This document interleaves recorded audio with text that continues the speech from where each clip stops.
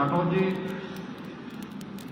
पूर्व सांसद भैरव प्रसाद जी, पूर्व विधायक श्री दिनेश मिश्रा जी, आनंद शुक्ला जी, श्रीमती रंजना उपाध्याय जी, प्रदेश कार्य समिति के हमारे सदस्य श्री रमेश अवस्थी जी, आनंद त्रिपाठी जी और उपस्थित भारतीय जनता पार्टी के नगर पालिका और नगर पंचायतों के अध्यक्ष पद के हमारे पदाधिकारीगण, भाइयों बहनों, चित्रकूट के घाट पर भाई संतन की भीड़, जनता जनार्दन के साथ साथ सभी चित्रकूट वासियों को, पूज्य संतों को मेरी ओर से जय सिया राम। कामदानाथ भगवान की, भारत माता की। भाइयों बहनों, चित्रकूट के बारे में कहा जाता है कि यह संयम की धरती है। जहां संयम होगा वही साधना हो सकती है। और त्रेता में प्रभु राम ने ऋषि मुनियों के सानिध्य में 14 वर्ष के अपने वनवास कालखंड में सर्वाधिक समय इसी भूमि पर साधनारत होकर के व्यतीत किया। कितनी पवित्र भूमि है। आज भी यहां का एक एक रज, एक एक कण प्रभु राम के स्पर्श से स्पंदित होती हुई दिखाई देती है। लाखों की संख्या में आने वाला श्रद्धालु चित्रकूट की महिमा का गान करता है। मां मंदाकिनी में डुबकी लगा करके अपने आप को धन्य धन्य महसूस करता है। कामदानाथ पर्वत की परिक्रमा करके प्रभु के सामर्थ्य प्राप्त करने का कार्य करता है। और ऐसी पुण्य भूमि पर जन्म लेने और यहां पर सेवा करने का अवसर आप सबको प्राप्त हुआ है। इसके लिए मैं आप सबका हृदय से अभिवादन करता हूं। भाइयों बहनों, कुछ लोग होते हैं जो अपने कृत्यों से पाप का घड़ा इतना भर लेते हैं कि वह स्वयं के लिए तो पहचान का संकट खड़ा करके पूरे समाज के लिए भी खड़ा कर देते हैं। ऐसे ही जैसे 14 के पहले देश के सामने खड़ा किया था कुछ लोगों ने, 17 के पहले प्रदेश के अंदर भी और चित्रकूट के अंदर भी यही स्थिति थी। आज जब देश बदल चुका है तो उत्तर प्रदेश कहां से पीछे रहने वाला है। आज वैश्विक स्तर पर भारत का सम्मान बढ़ा है। भारत को और प्रधानमंत्री मोदी जी को वैश्विक लीडर के रूप में लोग मान्यता दे रहे हैं, सम्मान दे रहे हैं। भारत के बारे में लोगों की धारणाएं बदली हैं। आज जब भारत के बारे में दुनिया अच्छा बोलती है तो भाइयों बहनों,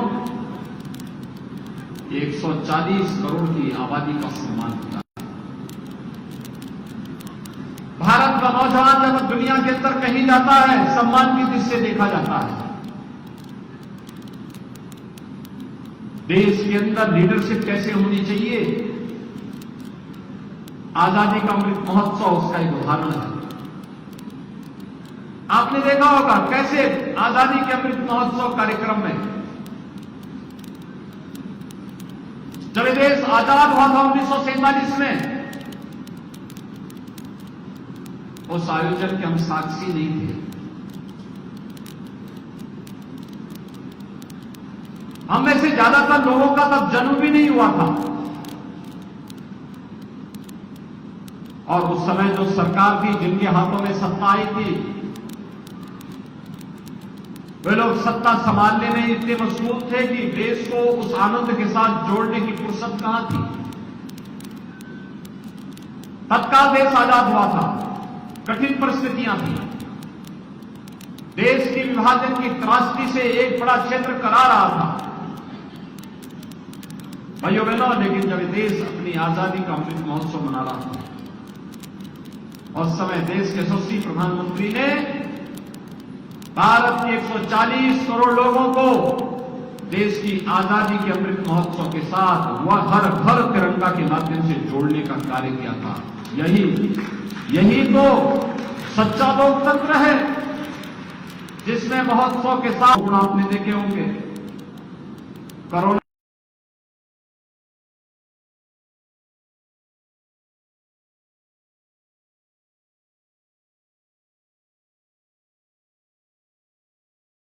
कालखंड में प्रधानमंत्री मोदी जी अकेले निकलते थे, पूरे देश को नेतृत्व देते थे। और जब महोत्सव की बात आई, आजादी के अमृत महोत्सव की, पूरे देश को एकजुट होकर के, पूरे देश को आयोजन के साथ शामिल करके भारत के आजादी के अमृत महोत्सव के साथ शामिल करने का काम किया। आज क्या नहीं है भारत में? हाईवे बन रहे हैं, एक्सप्रेस हाईवे बन रहे हैं, रेलवे की नई नई लाइनें बिछ रही हैं, मेट्रो पब्लिक ट्रांसपोर्ट का बेहतरीन माध्यम आ रहा है, एयरपोर्ट बन रहे हैं, बड़े बड़े संस्थान तैयार हो रहे हैं, विरासत का सम्मान हो रहा है। काशी में काशी विश्वनाथ धाम, तो अयोध्या में श्री राम जन्मभूमि पर भगवान राम के भव्य मंदिर के निर्माण का कार्य, मथुरा वृंदावन सच संवर रहा है, और हमारा चित्रकूट धाम भी फिर से अपनी पुरातन पहचान को बनाए रखने के लिए आगे बढ़ रहा है। ये चित्रकूट धाम है। चित्रकूट धाम के साथ साथ इस धरती को सौभाग्य है, महर्षि वाल्मीकि की पावन जन्मभूमि भी इसी जनपद में लालापुर में आता है। लालापुर को पर्यटन से विकसित करने का काम हो रहा है। और भाइयों बहनों, पूज्य संत तुलसीदास जी की पावन जन्मभूमि राजापुर भी इसी चित्रकूट जनपद में आता है। देखो ना कितना बड़ा संयोग है। संस्कृत का रामायण का पहला मौलिक ग्रंथ जिस त्रिकालदर्शी ऋषि ने रचा था, लिखा था, ऐसे महर्षि वाल्मीकि की पावन भूमि लालापुर भी चित्रकूट में। और आधुनिक काल में जब देश गुलाम था, गुलामी के उस कालखंड से देश को मुक्त करने के लिए उस समय रामचरितमानस को अवधी भाषा में लिखने का कार्य और जन जन के माध्यम से, रामलीलाओं के माध्यम से राष्ट्रीय चेतना को जागृत करने का कार्य जिस त्रिकालदर्शी संत ने किया था, ऐसे संत तुलसीदास जी की पावन जन्मभूमि भी इसी जनपद में आती है।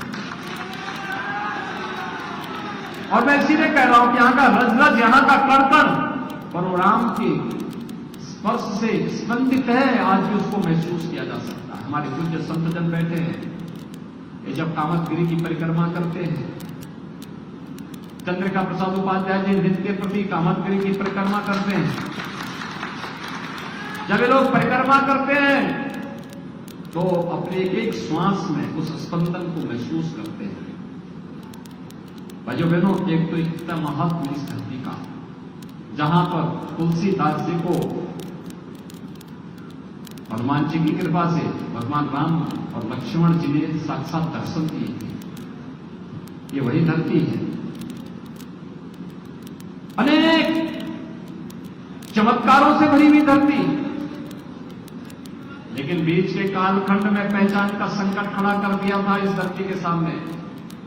मुझे याद है 6 वर्ष पहले जब मैं यहां आया था, मैंने कहा चित्रकूट का आखिर विकास क्यों नहीं हुआ? कहा साहब 6 बजे के बाद निकलने की स्थिति नहीं होती थी। मैंने कहा कौन खरदूषण आ गए हैं हमें?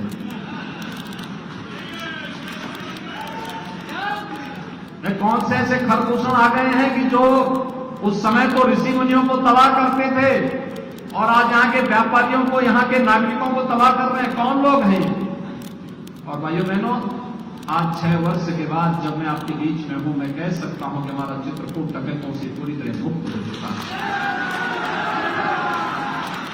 उत्तर प्रदेश माफिया मुक्त, दंगा मुक्त, कर्फ्यू मुक्त, उपद्रव से मुक्त, अब उत्सव प्रदेश बन गया है हमारा उत्तर प्रदेश। कहीं दीपोत्सव का कार्यक्रम, कहीं रंगोत्सव का कार्यक्रम, कहीं देव दीपावली के उत्सव का कार्यक्रम, कहीं चित्रकूट महोत्सव, कहीं कालिंजर महोत्सव, कहीं झांसी की रानी के विजयोत्सव का कार्यक्रम। ये चित्रकूट की पहचान बन रही है। उत्तर प्रदेश का पहला ऐसा एयरपोर्ट जो पहाड़ी की चोटी पर, टेबल टॉप एयरपोर्ट जिसको कहते हैं, पहाड़ी की चोटी पर बन रहा है, वह चित्रकूट का एयरपोर्ट है। बहुत शीघ्र इसी वर्ष हम उसको वायु सेवा से जोड़ने की तैयारी कर रहे हैं। और बुंदेलखंड एक्सप्रेस वे तो आपने देखा ना, कितने लोग चले बुंदेलखंड एक्सप्रेस वे। लगता है पूरा चित्रकूट ही अब लगता है बुंदेलखंड एक्सप्रेस वे से दौड़ता है।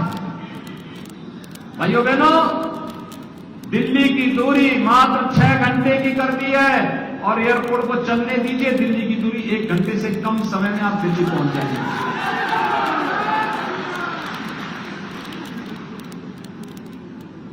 एक्सप्रेस हाईवे से चित्रकूट के बीच में एक औद्योगिक गलियारा हम बना रहे हैं। कनेक्टिविटी को 4 लेन से करेंगे भी और साथ साथ इसको बेहतरीन तरीके से आगे बढ़ाएंगे। अनेक उद्योग लगेंगे।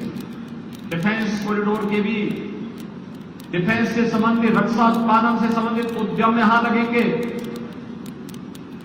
ढेर सारे नौजवानों को नौकरी और रोजगार मिलेगा। जो यहां पहले से व्यापार कर रहे हैं, उनके व्यापार को आगे बढ़ाने में मदद मिलेगी। और चित्रकूट के अंदर के कंजेशन को दूर करने के लिए रिंग रोड की भी घोषणा यहां पर हो चुकी है। बहुत शीघ्र उस पर भी कार्य होना है। प्रदेश की पहली रोपवे कहां चली थी मालूम है ना? चित्रकूट में ही चली थी पहली रोपवे उत्तर प्रदेश की। यहीं पे परिक्रमा मार्ग पर। और भाइयों बहनों, इसीलिए आज मैं कहने के लिए आया हूं, हम लोगों ने चित्रकूट विकास के लिए तीर्थ स्थल के विकास का एक बोर्ड भी बना दिया है। वह बोर्ड यहां के विकास को एक नई गति देगा। मैं तो इस बार सोच रहा था कि चित्रकूट में थोड़ी आबादी और होती, अगल बगल के और भी कुछ गांव आ जाते तो इसको पूरा नगर निगम बनाकर के स्मार्ट सिटी के रूप में विकसित। लेकिन भाइयों बहनों, आएगा धीरे धीरे करके, वो समय जरूर आएगा। लेकिन एक सरकार वह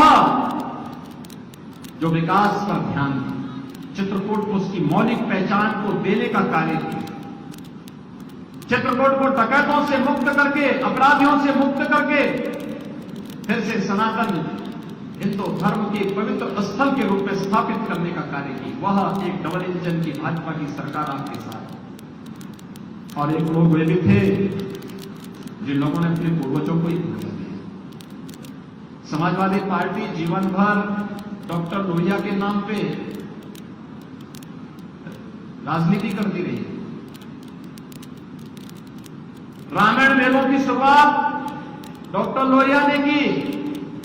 और ये जो भवन बना है ना, यह भी डॉक्टर राम मनोहर लोहिया जी की प्रेरणा से बना है। लेकिन समाजवादी पार्टी कहती है कि राम तो थे ही नहीं, विधक थे।